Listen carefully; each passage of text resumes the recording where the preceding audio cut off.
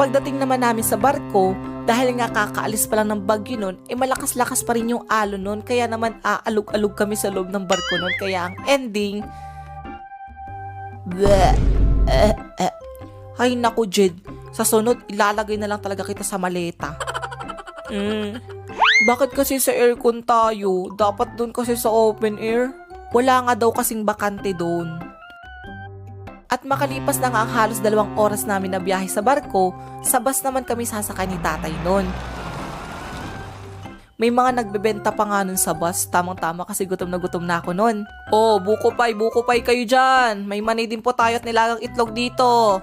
Oh, panotsa, panpasalubong, bili na po kayo. Tay, bili ka ng buko pay.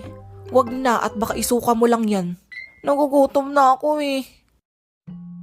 Binili na rin ako ni tatay noon at kumain na lang ako ng kumain noon hanggang sa mabusog ako. A few